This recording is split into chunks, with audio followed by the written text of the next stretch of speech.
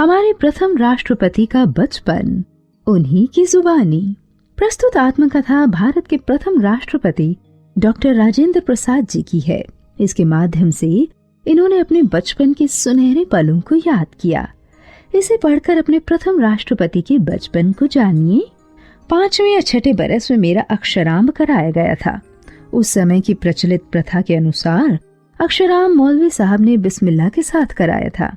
जिस दिन अक्षरांभ हुआ, मौलवी साहब आए, मिठाइयाँ बांटी गई। हम 3 विद्यार्थी उनके सुपुर्द किए गए। एक मैं और दूसरे वे जो अपने कुटुंब के ही चचेरे भाई थे। तीसरे यमुना प्रसाद जी थे जो हम दोनों से बड़े थे। वे तमाम खेल और लड़कपन की शैतानी में आगे रहा करते थे। उनके एक चचा जो मेरे भी चचा थे, बड़े मजाक पसंद थे। वे मेरे पिताजी के छोटे भाई थे, पर पिताजी के कई गुण उन्होंने भी सीखे थे। वे घोड़े की सवारी करते थे, बंदूक और गुलेल चलाना भी खूब जानते थे, फारसी भी पढ़े थे और शतरंज भी अच्छा खेलते थे। मौलवी साहब जो हम लोगों को पढ़ाने आए, विचित्र स्वभाव के आदमी थे। उनका बहुत सी बातों पर दावा था। बलदेव चचा के मजाक के लिए वे एक बहुत ही उपयोगी साधन बन गए। चचा तरह तरह की बातें मौलवी साहब को सुनाते और उनको उत्साह देकर यह कहलवा देते कि वे अभी चाहे कोई भी काम क्यों ना हो, जानते या कर सकते हैं। मौलवी साहब का दावा था कि वे शतरंज खेलना भी खूब जानते हैं। बलदेव चचा मौलवी साहब के साथ शतरंज खेलते, पर वे कभी न जीतते।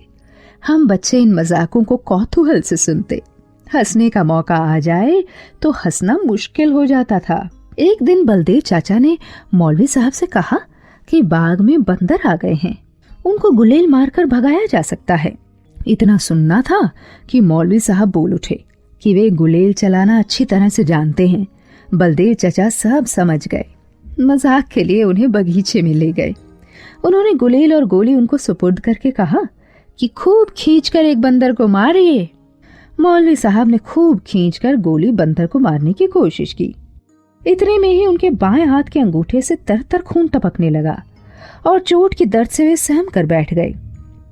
गोली बंदर की बजाय वे खुद को मार बैठे थे। एक दिन सब लोग शाम को टहलने निकले। मौलवी साहब और बलदेव चचा भी थे। तरह तरह की बातें हो रही थी कि इतने में सामने से सांड आ गया। सबने कहा, यह सांड लोगों को मारता है। बलदेव चचा के इशारे पर मौलवी साहब कब डरने वाले थे। वे बेखौफ आगे बढ़े कि सांड ने उन्हें दे पटका। एक दिन बलदेव चचा ने मौलवी साहब को बंदूक चलाने की शिक्षा देनी चाहिए। कोई काम वे नहीं जानते, इस बात को कबूल करना मौलवी साहब अपनी शान के खिलाफ समझते थे। उन्होंने साफ कह दिया कि वे अच्छा निशाना लगा सकते हैं। वे बंदूक लेकर चल दिए। कुछ दूरी पर एक ऊंचे दरख्त पर एक गिद्ध बैठा नजर आया। वह काफी ऊंचाई पर था और बंदूक खड़ी करके निशाना लगाया जा सकता था। मौलवी साहब को जो बंदूक दी गई थी वह पुराने किस्म की थी। मौलवी साहब ने तो पहले कभी बंदूक चलाई ही नहीं थी। उन्होंने खड़ी बंदूक को सीने पर रखकर ज्यों ही घोड़ा दबाया कि गिद्ध के स्थान पर मौलवी साहब स्वयं गिर पड़े। उन्हें उठाकर घर लाया गया। इस प्रकार के मजाकों के बीच हम फारसी पढ़ते रहे। कुछ महीने बाद मौलवी साहब चले गए। दूसरे मौलवी साहब बुलाए गए। वे बहुत गंभीर थे और अच्छा पढ़ाते भी थे। हफ्ते में 5.5 दिन फारसी पढ़ाते थे। बृहस्पतिवार के दोपहर के बाद और शुक्रवार के दोपहर तक फारसी से छुट्टी रहती थी। तब गिनती सीखते थे। खेलने कूदने के लिए भी समय दिया जाता था। हम लोग खूब सवेरे उठकर मौलवी साहब के पास जाते थे। वे एक कोठरी में रहा करते थे। सामने आंगन में तख्तपोश पर बैठकर हम पढ़ा करते थे। सवेरे आकर पहले पढ़ा हुआ पाठ दोहराया जाता। जो जितना जल्दी याद कर लेता उसको उतनी ही जल्दी नया सबक पढ़ा दिया जाता था। तब तक सूर्योदय हो जाता। हम अपना मुंह हाथ धो लेते और माँ के पास कुछ खाने के लिए पहुंच जाते। प्राय आधे घंटे की छुट्टी मिलती। नाश्ता करके लौटने पर सबक याद करना पड़ता और सबक याद करके सुना देने के बाद मौलवी साहब हुक्म देते, किताब बंद करो। किताब बंद करके तख्ती निकालनी पड़ती। तख्ती भर जाती तो उसे धोना पड़ता।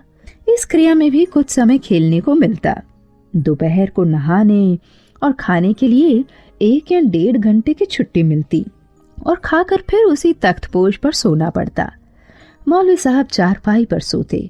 दोपहर के बाद दूसरा सबक मिलता और उसको याद करके सुनाने पर ही खेलने की छुट्टी मिलती। संध्या को जल्दी नींद आती।